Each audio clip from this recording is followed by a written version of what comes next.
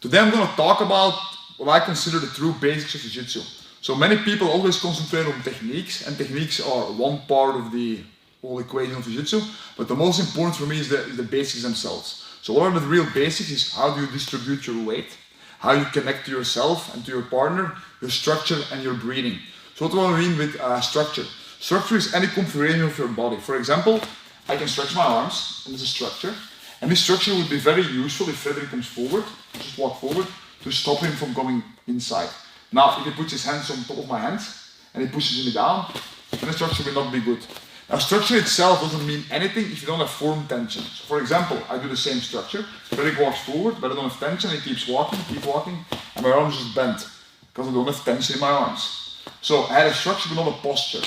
If I put my hands forward, and now I tense my arms, and Frederick starts to walk forward, okay, my structure of my arms stayed intact, but I fell backwards. Why? Because I didn't have proper weight distribution. So for example, now I'm going to put my weight on my toes, stretch my arms, tense my muscles, so I'm rolling my elbows to my shoulders, tense myself up, lean a bit forward, Frederick walks, and now my structure is intact, at least a little bit. Keep straight, don't push forward, just stay straight. So stand up, walk forward in a straight line. See, now I can stop it. If you start pushing down, then my structure has to adapt as well. So if Frederick leans forward, I have to lean a bit forward as well. So your structure has to adapt how he moves. So conclusion, structure is the way you configure your body. Posture is structure plus form tension, and then you have a posture. And then you have to see how your posture relates to the position where we are. So for example, if Frederick puts his hand on top of my hand, and I want to stop it from happening, push down, that would not be adequate. So probably here, if I want to stop this, I would probably be here, for example. Not saying it's a good thing, but just giving you an example. Now, how does it relate to breathing? Well, let's go deep into breathing. First off, let's talk about this. Look, I want to get Frederick in a very tight hold. Imagine Frederick, his arms are away. So what I'm showing now, this will make all your techniques work better and also safer. You will not injure your partner, you will not injure yourself as much. So imagine here, I'm going to take my arms around Frederick's waist. And Frederick's going to be completely relaxed. Yeah? If I now yank as hard as I can, the odds are I'm going to damage his ribs. Why? Because there is no muscle connection there, the ribs are weak and I might injure them. So imagine I yank inside one problem and now Frederick yanks away at the same time, then it's double the trouble for his ribs. It's the same as I would be giving put your hand here, I give a slap. This is 100%. If he also slaps in, bang, 200%. Same thing there. So how I'm going to squeeze Frederick's ribs safe? I have to see. Look, if I go with Frederick, I probably can go a bit deeper than I go with a 20-kilo child or whatever. Like the stronger the person is, then the more he can squeeze. But I still have to see. So Frederick's maximum is probably more. Look, so I'm here, and I'm first, if I put my arms and my body inside of it at the same time, this injury. So I'm going to bring my arms to my chest first, as much as I can. And Frederick can tap whenever he feels there is too much pressure. He could probably go a bit more, but he's nice now. And also, that's when he starts to feel it's getting a bit dangerous. So I'm going to do the same thing again. I'm going to put my arms in. And I'm going to go to the moment right before Frederick says, it's about enough. So let's say about 60-70%. So that's my arms alone. Right now I'm going to push my chest to my hands. See? So I'm bringing my hands to my chest to my hands. If I just bring my chest in, there is no connection, then I just push him away. So my arms cancel him out first, and I bring my chest forward. My arms are my weak links, and my body is my strong link. So imagine I have a chain, and I pull the chain will break if there is a weak link. My grips are always my weak links. So whenever I put strength on the system, I have to first fix my weak links. So in this case, I'm going to get my grip, bring my arms in, pull with my biceps, only my biceps. Pull close, okay, good. Now push my chest close. Then from here, hands and chest are pushing together. Now I'm going to engage my back. See, and this drives my hand and my chest deeper into him. And his diaphragm gets contracted. And if I keep this up and Frederick doesn't tap, eventually his ribs will crack. But he has time to say stop. So now there is a double protection. He's protecting himself by tapping, and I protected him by giving him the time to tap. And on top of that, even if I go with someone who's like a big ego, who doesn't want to tap, I can say, hey man, here you probably should be tapping. Should I? Okay, let's explore a bit. And you can explore slowly the same dangerous area. because I don't want him to tap too soon either. I want to have a partner that looks with me for the edge. So very common if you train at the gym here, someone has me in a heel look. Hey, freeze there. Do you think you have it? I think I have it. I don't think you have it. Then you can explore safely a bit. And it should not be about not want to tap, it should be about exploring the depths of your escapes and your attacks. Yeah? So when I do this, so now we can add even more pressure. So I put my arms first, chest forward, and then my back muscle. Usually people do everything at the same time, then it's too much or not enough. Now when I'm doing this, look. So Frederick can lean a bit forward, Frederick, make a hinge forward. Yeah, see now my weight gets pushed away. And Frederick can start, so my structure is not intact.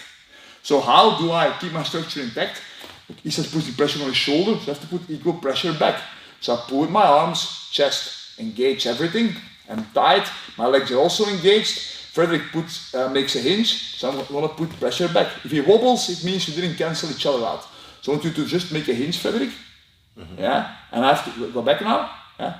So I'm going to do this now, see, and I will do it at the same time, go for it, and now we cancel each other out. If I want to make Frederick drop, I need to get his shoulder past his hip. So slowly I will keep inching closer and start bringing him out of balance. And now Frederick can fall, or Frederick has to walk away with his base, keep walking, and that's the whole struggle, to make him over or undercompensate. Now let's say Frederick overcompensates and bringing his shoulders way too low. Bring hinge forward. Okay, maybe this goes away, but now I can get his head. So I'm putting pressure, the same thing repeats. Engage your arms, chest, back. I put pressure on him. Maybe Freddy goes back up now. So straight up, and I can push him again. And this game keeps going back and forth. I know in reality the game can be very more explosive also, but this gives you a very good safe toolbox to explore the possibilities. Now this is not what I want to talk about today, because I showed this in previous videos. What you really want to see is this one. Look, so now I'm going to show the defense. Oh, actually, I'm sorry. I have to first show the breathing, how it relates, and then the opposite, the defense to that. So because it's a game on both sides. If I'm here, okay? So how do I make sure I don't get too tired? Is by using my breathing. I always breathe through my nose. Never breathe through your mouth. It's actually an insult. Hey, you mouth breather. It's an insult. There's a reason for that. You look stupid. You get tired.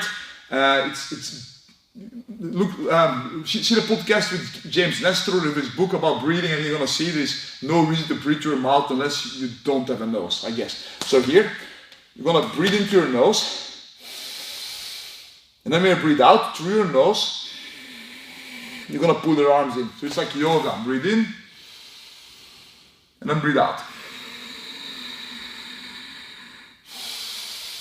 4 seconds in, 4 seconds out, and at the same time when you breathe out, always keep tension on your diaphragm, on your muscles. So breathe in. My abs always stay tight. So then I'm here. I breathe in through my nose. Breathe out. Squeeze my arms. I breathe in again. During my breathing in, I keep what I have. Then when I'm breathing out, put more pressure with my chest. You didn't see any motion yet. I breathe in again. Now my back. Then breathe in again. Start to attack his structure. He pushes pressure back. And keep pushing back, please. And now we have the actual fight in this moment. So that's this part. Now, if Frederick is a complete pudding and completely relaxed, eventually he's more in danger of me yanking and getting injured, because although I think everybody should be rolling like I'm rolling right now, it's not going to be the case. Yeah. So beginners who don't know this are actually almost in danger for people yanking them. Now let's say Frederick does the same thing to me. Look, so first thing, put your head on the inside, please. It's going to be a bit easier. Yeah? So just put my one arm in.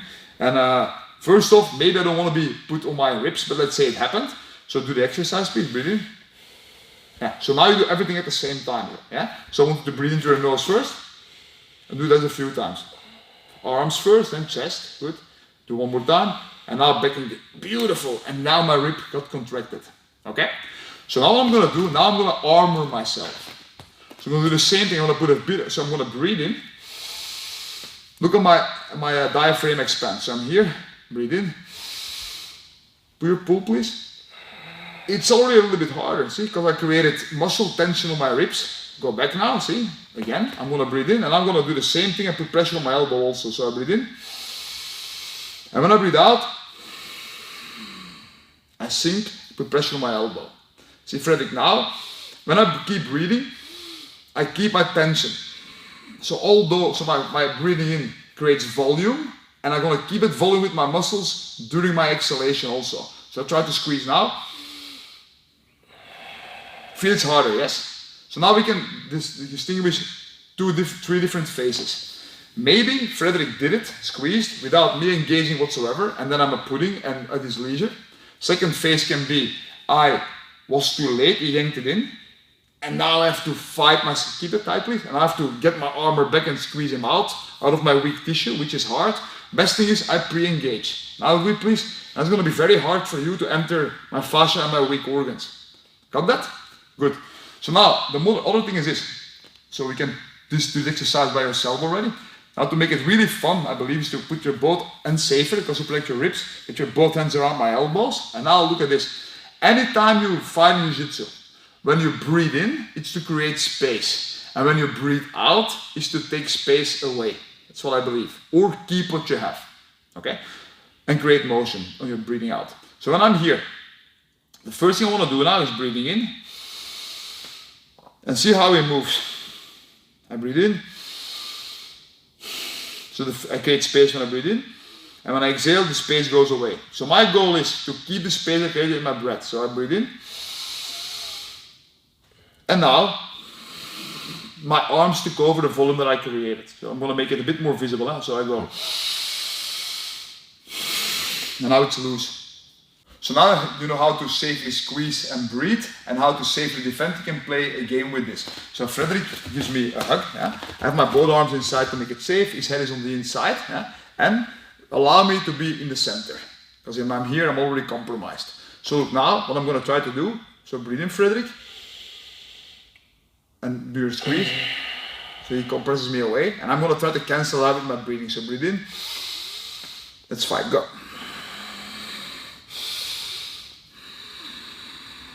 So now my weight is falling away. Keep squeezing, Frederick, please. So I have to try to get my weight on top of Frederick. And now try to push me, Frederick, please. So once my posture is defined right now, maybe I'm not in the greatest position here. Frederick is definitely winning. But what is he really winning? Imagine he wants to go transition to my back. I can follow him. So let go and go to my back. Then I can move with him. So really what you can do with this is always stop the position and keep yourself safe and have a fight everywhere. So this was now with my ribs, but the same thing, I've made videos before. I will put a link on top here and at the end of the video as well, where I show this with a footlock and with an arm bar also. But I imagine I can do it stand up. We have the arm triangle. So if I do an arm triangle, all I need to do, or any stroke whatsoever, is to close the artery. So how do I close someone's artery? Just put pressure on the artery. So when we talk about pressure, we actually mean is compression. Because look, this is also pressure. I'm going to give pressure over there with my right arm. Now, if I move Frederick, then there's no pressure in between. Pressure in between only happens if I put pressure to that side and Frederick does opposite pressure. Now, the material in between gets squeezed and it's going to be his artery. Now, obviously, Frederick doesn't want to push inside of my choke originally. So what am I going to do? It's my job to breathe in and slowly take space away. Initially I take space away not to lose a position. So for example, if I'm here, I have no access on the artery. So I've got to be more there. So now, through my squeeze, I'm making Frederick uncomfortable, and maybe Frederick now rotates his shoulder to the left. Shoulder to the left, rotate to the left side, this way, yeah. So then I get access to the artery. But it's his job to put him into, it's my job to convince him to go to the spot where I want, yeah. So now, imagine we're in this triangle here, look, and Frederick is going to squeeze, so.